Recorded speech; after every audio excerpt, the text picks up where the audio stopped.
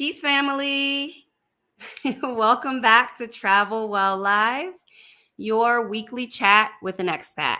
Thank you for your patience. We definitely had some technical difficulties, which is just on brand, especially coming off of the heels of Mercury retrograde, but we're all good. Thank you for being here. I already see some of our faves in the comments. What's up, D? Good evening. Ami, thank you for playing some virtual vibes for the folks in the comments. I really appreciate that. I see Vina is vibing. Beautiful. Alicia, welcome. So good to have you here. Yes, we are live, y'all. I'm so excited for tonight. So I'm Mikkel, and this is the show where we bring you tips, current events, and all the information that you need to leave the United States, whether just for vacay or whether you're trying to do a full-time stay, okay? So we are live here every Thursday night, 6 p.m. Pacific, 9 p.m. Eastern.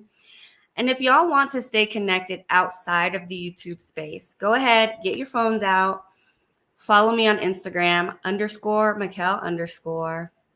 We're giving some behind the scenes, another way for us to stay connected, and some good reminders for the content that's coming up on the channel.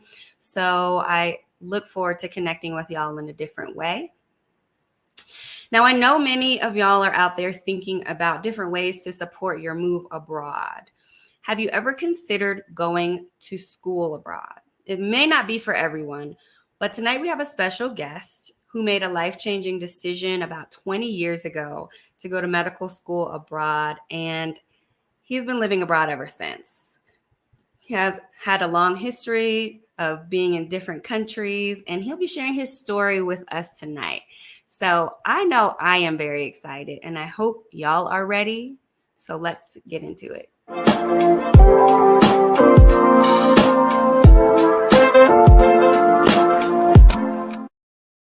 All right, y'all.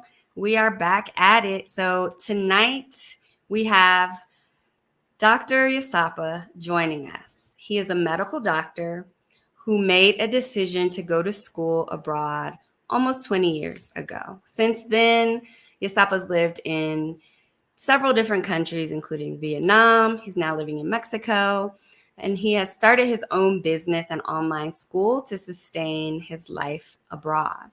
So I am so excited to have him here. So welcome, Dr. Yasapa. So good. Hello, Shalom. Thanks for having me. Yeah, how are you feeling tonight? I'm good. Really, really excellent. Really excellent. Beautiful. Thank you. I know a lot of people, like I was saying in the intro, have so many questions about sustaining a life abroad. I know that you have had quite a story over the last 20 years. So can you just start by introducing yourself and telling us a little bit about your relationship with travel and living abroad? Okay, sure. Well, I'm Dr. Yasapa. I'm from the East Coast, USA, right? Represent. In Ohio. I graduated undergrad from HBCU and went and got an MBA and got married, you know, the whole 9 yards. And then the relationship, you know, ended, and I decided that I was going to do what I always wanted to do. But at the time I couldn't do it because I didn't have the money. And, you know, I was married at the time. So when we got separated and eventually divorced, I went overseas because I wanted to become a medical doctor. But before that happened, I was in the medicine business. I was able to partner with this gentleman. He had a medical practice, and I was able to get a contract, you know, Medicaid, Medicare. Mm-hmm. And I had my own practice, and you know, so I'm trying to make it work. And I had medical doctors and dentists working for me, subcontracted, right? You know, subcontract employees. And they were kind of, you know, jealous and, you know, upset because I was young and never went to medical school, but, you know, but here I am running the company. And anyway, that led to all kinds of trouble. So I said, okay. And I'll never forget this. This one doctor said to me, "You ain't got nothing but an MBA, right? And I'm a doctor. How you going to tell me what to do? And why is it that you should be making all the money?" Right? Anyway, so that whole thing made me say, I need to go and get my own MD degree, right? Mm-hmm. And I think it was in February. So I started to apply to schools in the US, and they all told me I had to wait 1 year. So I said, no, I'm not going to wait. I'm going to go overseas, right? Because my buddy, I had a buddy who was a dentist, and he said, no, just go overseas. So I said, okay. So I went overseas, and I never looked back. And the way I was able to do it, at that time, I don't know if it's still now, but at that time they had something called the Stafford loan for graduate. They still have Stafford loans. Mm-hmm. So I was able to pay for 1 year with that. And then after that 1 year, I was able to come up with the money on my own. And I just never looked back.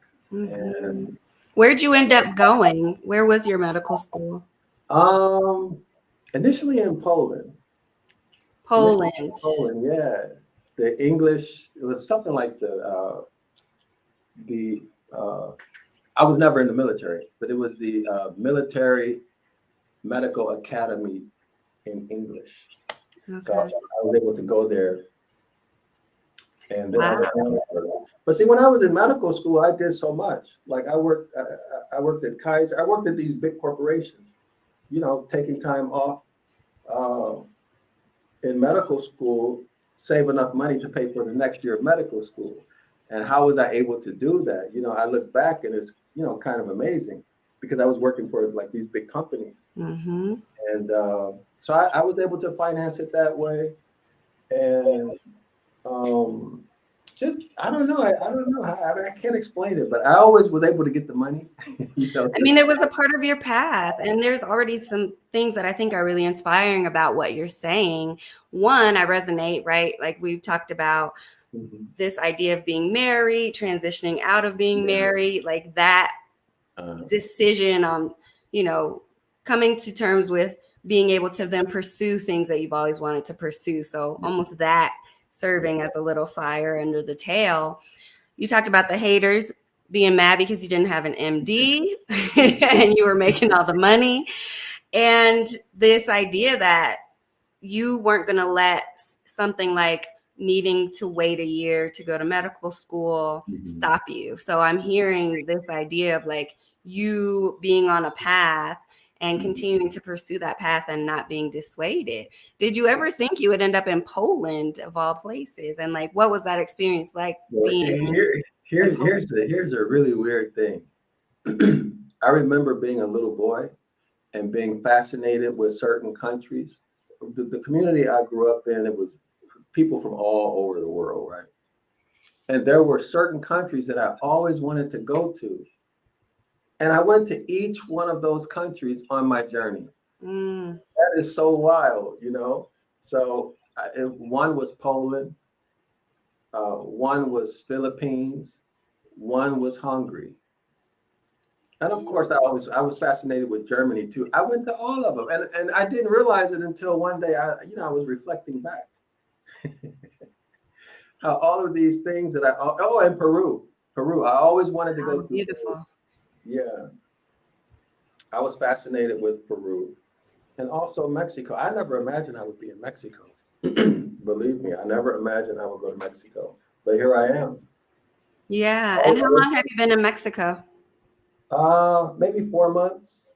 Okay. 4 months. Before here, I was in Vietnam. Yes, and I definitely want to hear more about your time in Vietnam and the Philippines because I know you love some Vietnam. You were definitely sharing a lot about, I know this isn't the last stop on your journey.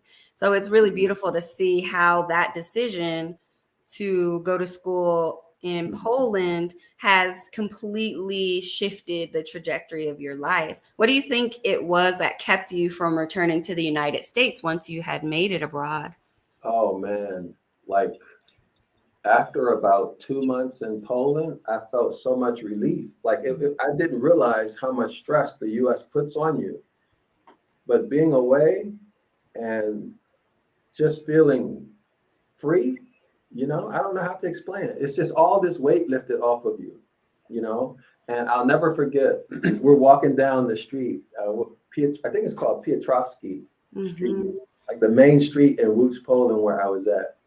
Me and a couple, two guys from the States and some guys from Africa. We're walking down the street, right? So we hear police cars and we see these Polish dudes running. And, our hearts start to, because you know what that means in the US, right? So, once somebody start running, it's time for you to start running too. So the police come speeding by us and running by us. They didn't say a word to us. And we were like, what? I can't believe it, right? Because we thought that it was going to come on us just because of our experience in the US. And I'll never forget that.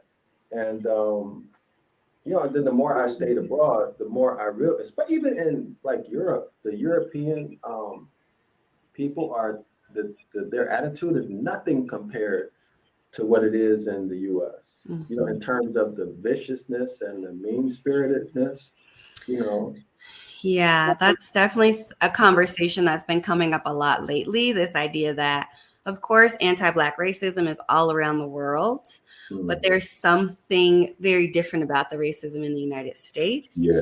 And a lot of Black folks talk about that same experience you described, this sense of relief.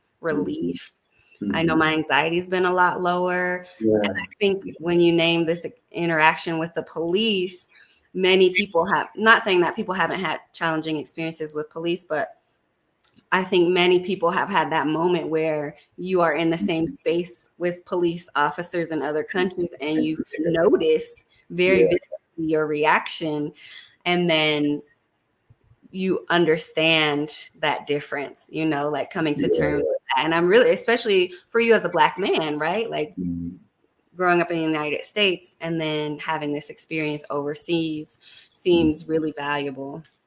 Yeah, it's unbelievable. Like it's almost like no. I mean, you have some stress, but it's not the same. Nothing near compared to in the U.S. But if we can go back to the topic about the decision to travel abroad. So with me, I was so focused on achieving my goals. So I guess what I'm trying to say is I had clearly defined goals, and that I was working toward my goal, which was to build my medical practice. Right, I wanted to get my MD, come back and get right back into business, and I didn't want to waste any time. So I think that's another big thing people should have is a goal, and a goal that they're really committed to, and that they're willing to burn all bridges, do whatever it takes. Of course, not harm anybody, but do whatever it takes in order to achieve the goal. And then once you're operating at that level of focus and intensity, then it's easy to do really whatever you have to do. It becomes really, really easy. And so when I did it, people thought I was crazy, because I was leaving so much in their eyes. But for me, I mean, you know how it is when you do something. I mean, you've been there, done that, and it's the next thing. Yep. People don't always understand, right? People don't understand what your path is. We talked about that a little bit when Ami from Ami's Adventures was on, just like people, especially leaving the country, like people don't always get it. Yeah. But you know what is for you. And I hear having clarity on what you want. I hear you talk about focus and intention on really driving that move. And there's one more thing, also sacrifice, because I had to sacrifice a lot, relationships, but you outgrow them, and then some relationships you come to see that they were toxic for you, at best, just unhealthy, Yes. So I had to shake off all of those bad relationships, and then I had personal sacrifices, and self that I had to make. in terms of lifestyle, health, because medical school is really no joke. Mm-hmm. And it takes its toll on your physical body, and a lot of people I know quit, right? I mean, they just gave up, quit. Mm-hmm. So I paid some prices or costs physically, you Mm-hmm. know, but I'm fortunate. I was one of the lucky ones. I know one person who had a stroke. Wow. One person who uh, this guy kept getting these hypertensive attacks, right? I mean, it was just crazy. I had problems too, but it wasn't nothing at that level, you know. Wow. I mean, we could have a whole nother conversation about the stress and strain of school, especially medical school programs. And Yeah. I'm curious, as you talk about the sacrifices you made, I definitely want to hear more about some of the things you have noticed that have changed with you since you have moved abroad. But I Okay. do want to check in at the comments. Folks are in the comments. Peace, Vaughn.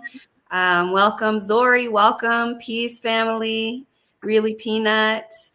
Um, yes, Ami from Ami's Adventure says, "Love that your child self already knew your path." People are saying you're so well traveled. That's really awesome. And I also have a question here that Ami says, I haven't heard much about Poland. What is the experience like as a Black person in Poland? And how was it finding community there? It was amazing. Poland that was one of the best places ever. It's cold, but it was one of the best places I've ever been. The people are really friendly. Um, it was just amazing. And if you're a man, it's also amazing, right?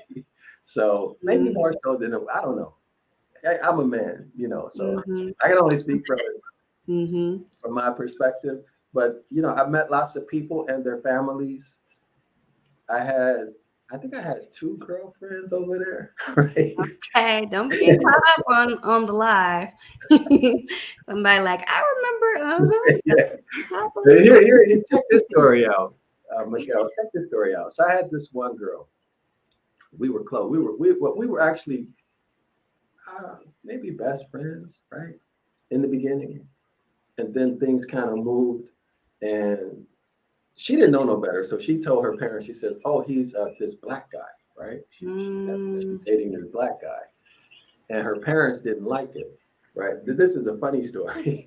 So eventually, they invited me over to their house, and I go in. They meet me, the father, the mother, everybody, and they look at me and they say, "He's not a Black guy."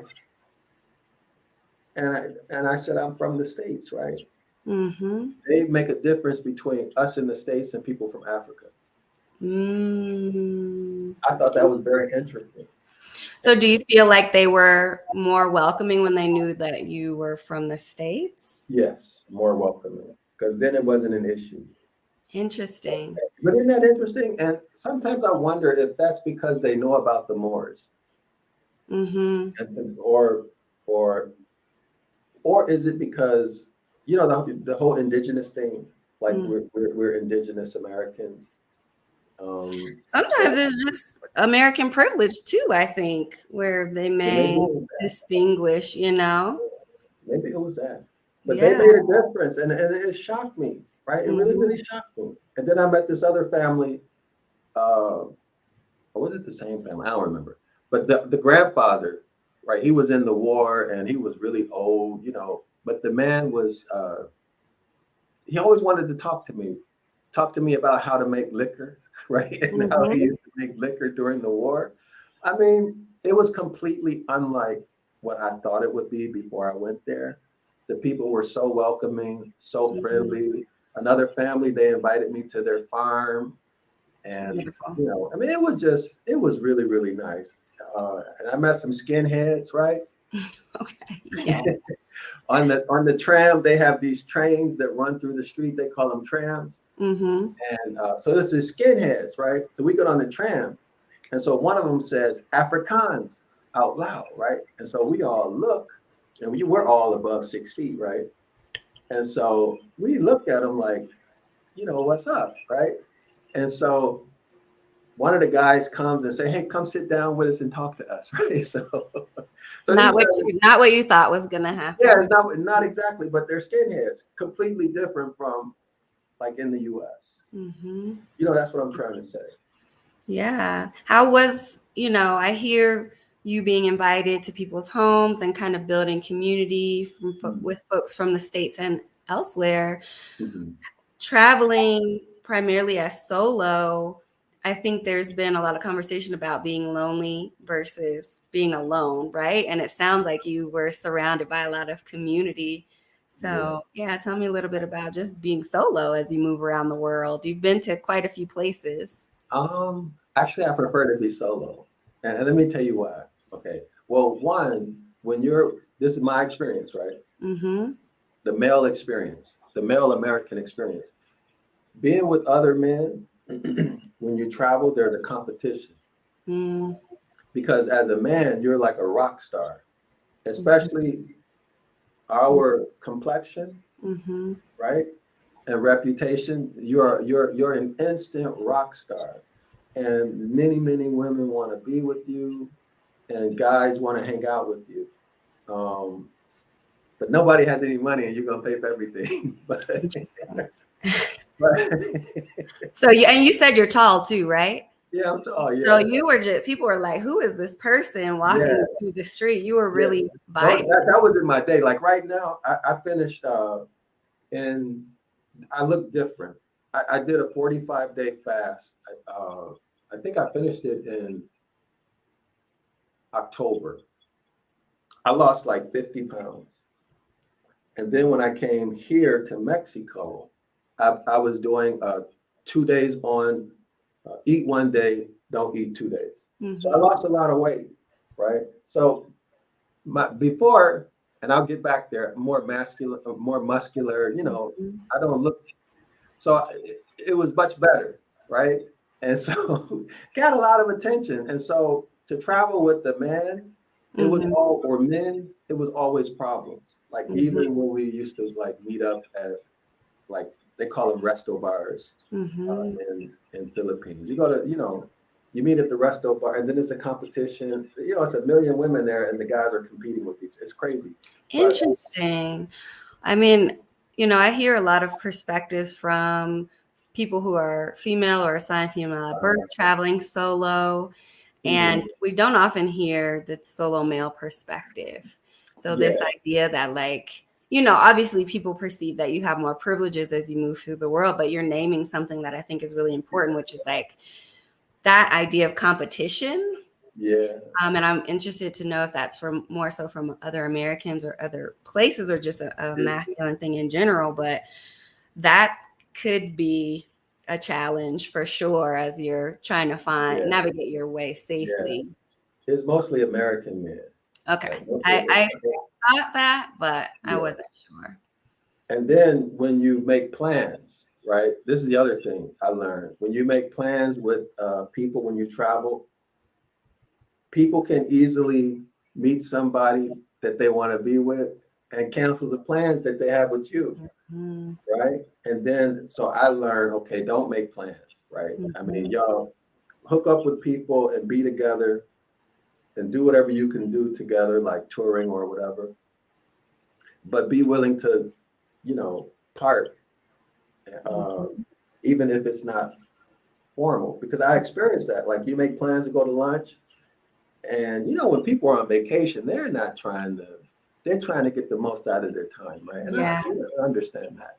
Yeah. So So that's a difference too when you're living somewhere versus meeting people who may be yeah, there for yeah, less amounts of time. I'm yeah. curious, you've been in Mexico 4 months. What do you think is next on your journey? I'm thinking either El Salvador or the countries that are open for unvaxxed because I don't want the vaccine Mm-hmm. in South America, or I'm gonna go maybe Jordan. From what I heard, Jordan has a 5-year visa and there's no vax. I'm, I'm interested in Sudan, Botswana. Um, Okay. but, I'm listening. I'm just like, oh, okay, you're yeah, just getting started. Sudan, Botswana, Tanzania, Zimbabwe, uh, and of course, I really, really want to go to India. You know, I feel some type of attachment to Southeast Asia. Wow. So I'm excited to follow along on this journey. So we heard your story about going to school abroad and how that really changed your life, you making your way through medical school. I'm curious, and I'm sure people who are listening, you know, you're talking about all these places you've lived. How have you sustained your life abroad? Like, what do you do? How do you create income for yourself? Oh, so right now, if you guys can see my logo, I'm the founder of Zion Law School. And Yeah, tell us more about Zion Law School. okay. I teach ancient Ibaryath. So this is the language that Moses, and in the Bible, Moses, King David, all of the Old Testament characters. This is the language that they spoke and wrote. So not biblical Hebrew, that's something else. That's more, it's a long story. But this is the ancient language. And I taught myself the language. Oops, hold on. Wow. I taught myself the language. So I teach live classes every Saturday at 9 a.m. Eastern Standard Time. And I have a streaming class and I write books on the topic. So I think I have maybe 9, 10, 11, maybe 12 books that I've written on ancient Ibaryath. But I don't do anything from a religious point of view. Everything I do is from a scholarly or academic, a literary point of view. And I examine what the words mean in terms of their etymological meaning, grammar, part of speech, so on and so forth. And then we put it in context of the times that occur at that. And we don't mix books. Like in religion or with the Hebrew Israelites, they talk about, precept upon precept and this, that, and the other, you know, mixing books like a collage. But I don't do that. We look at individual book, chapter, verse, right? And we look at it, just what does it say on the paper? Okay. Because this is a very interesting thing. What it says in English is often not what it says in the original text. I can imagine that. You know what I mean? Yeah. Yes. Thank you for naming that, because I think that's important to know when we talk about ancient languages and history. We take things at face value for how it's been translated. And there's so much that gets lost in that. Yeah. And not only lost, but like one of the most amazing things that I've discovered, there's a verse, Jeremiah chapter 8, verse 8. It actually says that lies have been written into the Bible. It's amazing, right? It's right there. But I was a really religious person for basically all my life, and I never saw that. Like I read the Bible many, many times. But for some reason, I saw it now. And I mean, there's just so much. If anyone wants to come to class, you're invited. You don't have to pay. The first 2 classes are free for the live Saturday, 9 a.m. Eastern Standard. And I did add your links in the description. So if folks are interested in the books that you've written or in trying out a class, because I think it is really interesting. And it's awesome that we're able to listen to your story from this perspective too, right? Because you have the offerings, so the classes, and people from all over the world are able to connect and learn. And there has been such a movement to reclaim some ancient knowledge, you know. And then we're seeing it from this perspective of how you have created a business based off of things that you're interested in and parts of your story that are sustaining you living abroad. And I think those 2 things are really important, because a lot of the folks who watch this channel are thinking about ways to either move abroad or sustain their lives. And when you actually look at the different things that people are doing who have moved abroad, there's such a vast variety of things. Like, who would think that you could start a school, you know what I mean? Like based off of your interest, and like really grow this business. Yeah. And you know, Mikkel, I'm reaching people all over the world. yesterday, a lady from Kenya reached out to me, right? She just moved to Uganda and she wants to take my classes. But yeah, I have other people from Africa that I've helped and, been my students and things like that. But it's just so nice when you get people from different parts of the world, right, coming into, and then we can really see who we are as a people, you know. And because some of our people, they're in their communities and they never get out and they've never even spoken to somebody from another country. So, yeah, and even learning about the things that connect us, right? As people, diasporic folks. It's really, really nice.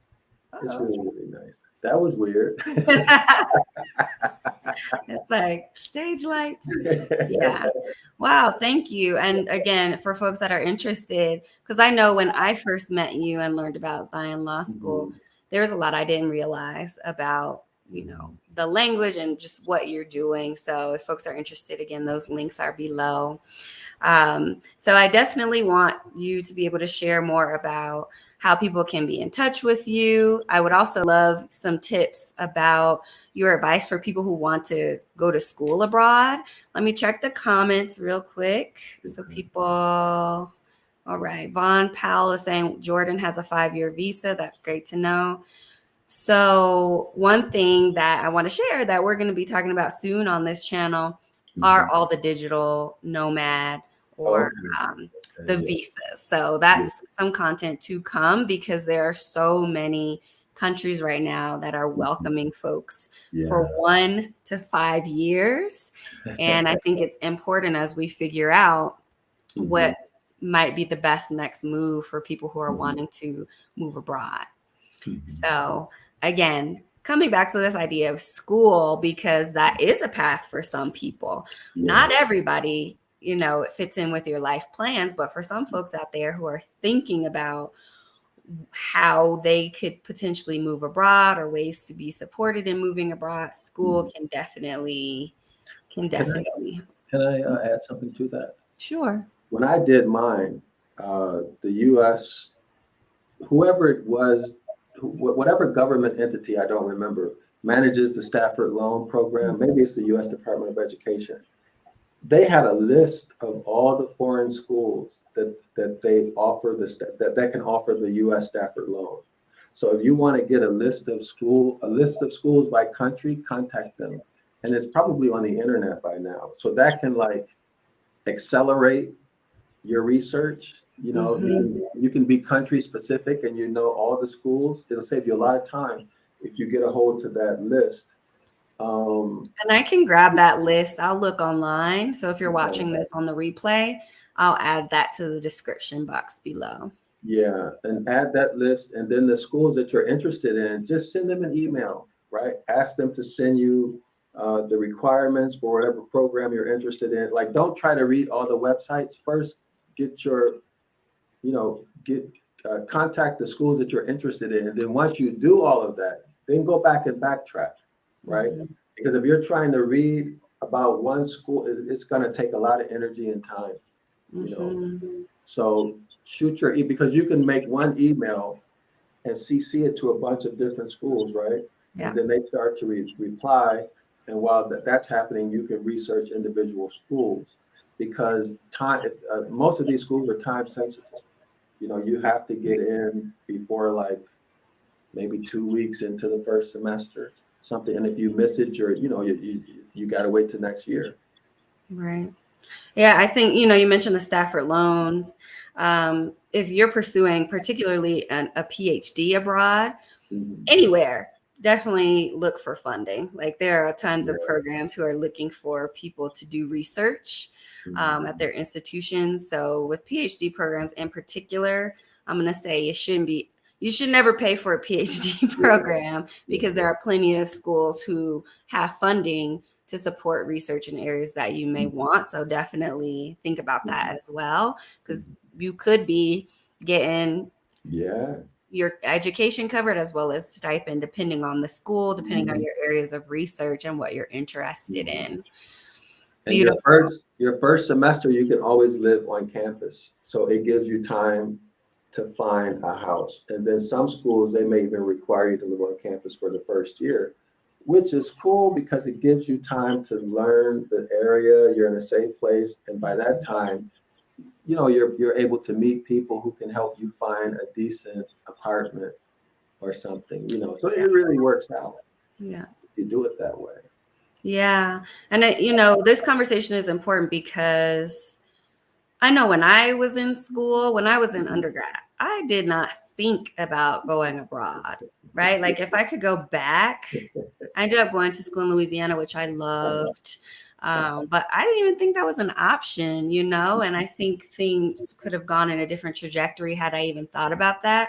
So there are seeds that we're planting tonight for folks that are like, okay, if this is in your trajectory, this can be a way to support that. So, because there's so much, I think there's a liberation in like going to school abroad because you are getting the education, but you're also experiencing a different type of education system and being able to simultaneously be embedded in a different community, like And Poland. yeah. And you know, I still have friends to this day that I met in Poland. To this day, I still have friends, you know. And actually, the cool thing is that I still have friends in every country that I've ever gone to.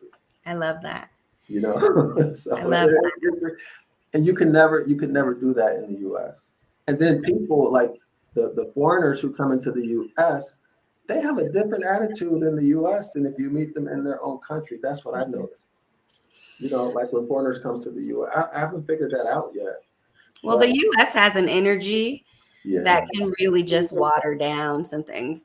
I was talking about that today, actually, and have been having this conversation quite a bit about community in other places. There's capitalism all over the world, but there's something about the United States in particular that can really shift that experience of community. And sometimes it feels more accessible when we're abroad to connect with folks. You know, we actually have a comment or question for you. Vaughn Powell wants to know, how has your experience been being a Black man in Mexico? Because you are located in Mérida right now, right? Yeah, I'm in Mérida, Yucatan. Mérida, Yucatan. Mm-hmm. That's such a complicated question, you know? Mm-hmm. But I understand what you're asking.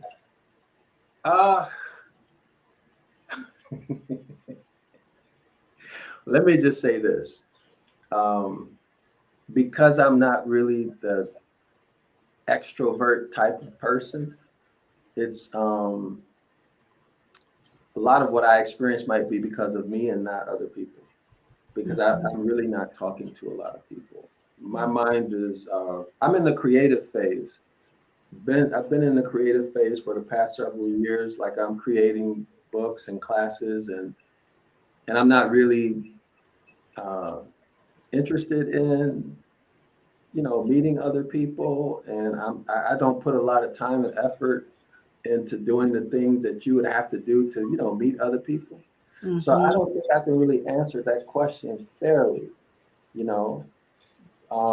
But I think that whatever you're experiencing where you're at, you'll probably experience the same thing here. And that's wherever you go, because that's going to depend mostly upon you, you know, on you and how you project yourself and the energy that you put out. So with me right now, I'm not really interested in meeting friends and women, and you know, I stay home. I'm home almost every day, and I'm working. But you know, that's just where my mind is right now. I'm in the creative phase. I got more books to write, more courses to create. So, yeah, Vaughn says, understandable. You have projects going on that require most of your attention. Yeah. So you're not in them streets right now. Yeah, I'm not. And the nice thing too is because I don't feel any loneliness. I don't feel any like I'm completely content. I have no desire to have anybody, or well, I want extra stuff, but I don't have a desire to have extra people in my life. I like, sometimes I want to talk to Mikkel, because and by the way, I didn't tell you this. So yesterday you were telling me, Mikkel, that you were going to make some course. I don't, can I say it? The type of course you were going to make, or no? I don't even remember what kind of course, but I I'm won't not say sure. it. I won't say it. Well, Oh, anyway, yeah. Maybe we'll keep that under wraps. okay, so I made a course like that today. Okay. So I was watching the link that I showed you, and I thought, you know, I'm gonna do that because I can do it right now. And I did it right there. And Well, and somebody wrote, now that's a great example of inner peace. And it's interesting because as you talk about your journey, what I'm hearing as you talk about the last 4 months in Mexico, it has kind of served. And I think the land here is very sacred. I think there's an energy here that kind of can support us growing in many different ways. But it sounds like you have been so creative here and focused on the things that you're bringing to fruition. So it's really been able to cultivate since you've been in Mexico. And it could be that you're in Merida also, right? Like there's a slower pace, you know, depending on what part, the culture may not be as much as like folks all over the place. So it sounds like you've been able to really focus. So when you talk about banging out a course, you know, very quickly, it sounds like you're in that space where you are just focusing on that. So that's really beautiful. And that's a part of life, right? We go through ebbs and flows of just our own journey and the things that we're doing. Yeah. So I want to say thank you, because had we not had that conversation, it never would have clicked, and I never would have done it. I haven't sold anything yet. I just finished it, you know, but I will. I'm sure I will. Yeah, that's awesome. I'm super excited. I mean, you're bringing, if people just even look in the description box, there's so much that you're producing. Like you got books coming out of the wazoo. So this is definitely your time to shine. Can I ask, how can people stay in contact with you? My email address. Oh, you know, it's probably better to go to my YouTube, my website, zionlawschool.org. ZION. I got you. Oh, thank you. Thank you. That's what we do around here. I got you. And also my YouTube channel, which is Zion Law School. And, you know, there's so much information, life-changing, actionable, high-impact information on my YouTube channel. It's totally free, and it's going to give you a completely different academic, not religious, theological, none of that, no dogma, none of that, perspective on who you are as a people, right? Or who we are, right? And help get our people out of the religious mindset and return to natural law, you know, and deprogram from religion and so-called white supremacy, you know, just to get your head together and your life on track so that you can focus on the things that you want most in life. I did a video yesterday on this very topic, and it's right there in scripture, Joshua chapter 1, I think verse 8, right? But I did it from 1 to, but it's all about focus, mental focus, following natural law. You know, you follow natural law, you're going with the current.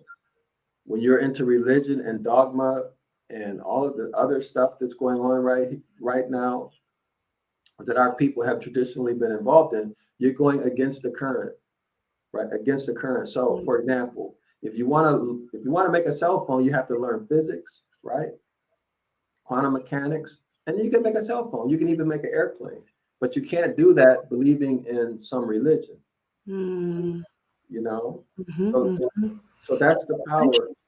Yeah, that's the power, and I'm providing this information on my YouTube channel, and it's free. And not only that, but also about law, estate law, and how you can use this information, how you can enforce the U.S. Constitution, the organic Constitution. All of these things are based upon Scripture. Okay, all based upon Scripture. So what I do is I show you these principles in Scripture. Everybody's heard of nature's law, right? Mhm. Nature's law in the Declaration of Independence, nature's law and nature's God, right? They say that. And so this is what it is. It's natural law, but it has its origin in Scripture. And it's not about morality, who you're sleeping with, and all of this stuff that you get in religion, the foolishness that makes people feel guilty, isolated, ashamed. All of that's nonsense. Okay? It's about tangible wealth, stuff that you can see, taste, touch, and feel. Okay? That's what it's about.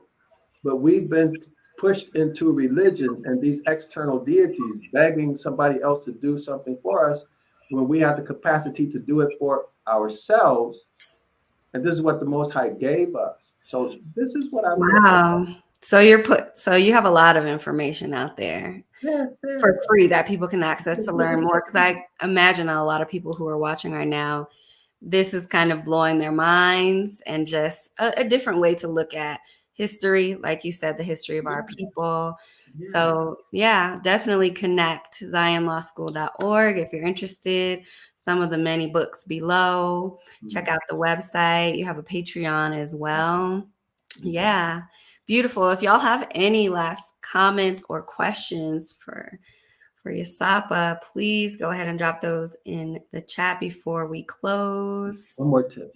Yeah, please. So be careful about what schools you go to. Research the schools, because some schools will churn. They'll churn your student loan account. Can you tell me what you mean when you say churn? Let's say back when I was doing this, I think the maximum amount was maybe 18,000, something like that per year. So part of that's supposed to cover tuition, your house. So what some of the schools will do, they'll quote one price, one tuition and, cost. But when you go there, they'll find ways to continuously jack up the price, right?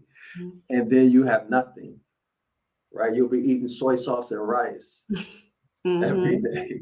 So you got to really talk to people who graduated from those programs and be sure before you actually go, because a lot of these foreign schools, they're just going to try to take all your money. That's the reality. So you have to go someplace that's reputable and where you can talk to people who've been through it, and they'll tell you, what they're going to do, like they're going to charge you, for example, they're going to make you pay to get your grades or your document. Just be prepared for it. They'll tell you what they do. Yeah. Those who are cheating like that. Especially for Americans, because our education system is so expensive. And the reality is a lot of schools don't charge as much as we do for college education. And so with a lot of schools abroad, they will have a different tuition for out of state, out of country folks. And there may be, some fine print that you're not aware of. I'm also curious, just as we're having this conversation, I'm thinking about how COVID has impacted that, right? Like people may be less likely to, or there may be more stipulations because of what's happening worldwide, where, maybe less opportunity for them to sponsor you in particular ways because a lot of programs may be partially or completely online. So really, like you said, doing some research, really talking with schools, especially if you're graduate level, medical school, PhD, really having conversations with the schools before you make your decision, because every school offers so many different resources, private versus more public, depending on the program, depending on how big the school is, the resources. Do they already have a strong connection with the United States education system in terms of a smooth, streamlined process of handling loans and grants and things like that. So, there's a lot to consider for sure. Yeah. Yeah. Wow. Yeah, it's really, again, thank you for sharing your journey, because this is a decision that you made almost 20 years ago, and it has given you the opportunity to experience that relief of leaving the United States that has completely changed the Yeah. rest of your life. Like you said, you never looked back, Yeah. right? You have been able to create and sustain a life abroad. And I think sometimes one of the fears for a lot of folks is that maybe if I go abroad right now, it might not last, right? Like, how am I going to keep this going? And so it's nice to talk to someone who's been living abroad for so long. Yeah. And you just really have to have faith based upon your last success. That's one thing I learned. Like your last success, that's what's to keep in mind. And then when you get a track record, you'll begin to realize, well, you know what? No matter what the problem is, I've always found a way. And I've always done this. And when I did that, it didn't work. But when I did this, when I acted courageously and did what I needed to do, somehow or another, I always made it. And then you have that experience and you have a reason to trust and have faith. And it becomes much more easy, you know, Mm-hmm. like, because it's like you're driving in the dark, right, on the highway, and you can only see as far as the headlights, but you have so much experience driving on that highway that you feel comfortable. Right. It's kind of the same thing. Yeah. I heard that when you were describing medical school, paying for 1 year and then not knowing exactly how you brought it to fruition, but every year was paid for. You were Yeah. working, you got this, that, and that's an example of, because some of the things you mentioned, right? Having that intention, having that focus, having that trust, that faith that you're talking about, that if that's your path, that's the way that things are going to unfold for you. And without necessarily knowing exactly how it happened, just trusting that. And look at where you are now, right? Like you have really followed your passions. You're teaching something that obviously you're passionate about. Even when you were talking about it tonight, you was about to jump out of your chair because you're really passionate about the topic. And I love it. I love it. Right? Like I love to see it, because this is an example of being able to bring to fruition some things that you're connected to and that you love, obviously. And so to be able to live abroad, do what you love, have income coming in and be able to teach and spread some information that you feel really passionate about. Yeah, that's a beautiful, beautiful life that you're creating. Well, I want to thank you for sharing your story. Mm-hmm. Yeah, I'm sure that people are inspired. And I think it's really valuable to hear your perspective, one, about going to school abroad, particularly medical school, and two, all of the traveling that you've been able to do over the years. So thank you so Thank much. you. Thank you. I'd Very like much. to say thank you for something. This is for your audience. So sometimes I'm asking Mikkel for advice about uh, my YouTube channel, social media, and she's been so kind and gracious to answer my questions, right?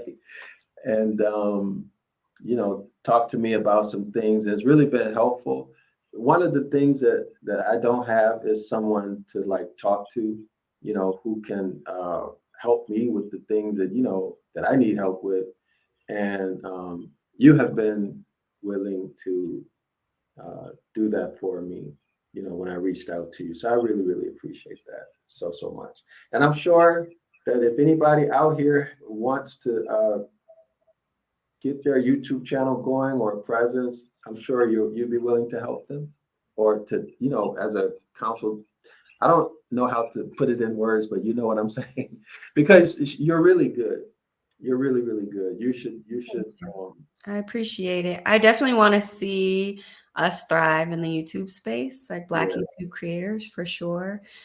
So yeah, I mean, if y'all are interested in starting YouTube, hit me up. hit her up, because she, I'm thankful. Yeah. Yeah. Well, thank you. Thank you. I'm excited to see how your channel grows and as you share more about um, just what Zion Law School is and some of the really dope topics that you're talking about. So people are saying thank you. Thank you so much. Thank you in the comments. Thank you for a great and informative evening. Thank you, Ami. Says, yes, Mikkel is an amazing content creator and YouTuber. Thank you. Yeah, and Alicia is saying you do resonate peace, so people are definitely connecting with that. Oh, we both do. Yeah. I know it's funny because when we first had a conversation, I'm used to people being like, "Your energy is so calming," and when I talked to him on the phone, I was like, "Damn, is this what it's like for like a calming energy?" And he was saying the same thing. So it's funny that we're having this conversation live. It's really dope to, and you do a lot of work on yourself and have that focus. So thank you for sharing that with us. And thank you too. Thank you. All right, beautiful people. So thank you for being here. Thank you for your questions and your presence. Very excited to continue these conversations and continue bringing you more information and tips, of course, about ways that you can bring to fruition the life that you want living abroad. So we are going to get out of here. But again, we're here live every Thursday. So be on the lookout. We have something really special for you next week, too. I'm not going to give it away yet, but I will see you back here at 6 p.m. Pacific time, 9 p.m. Eastern. Have a good evening, Dee. All right, y'all. We are going to head out. Peace. Shalom.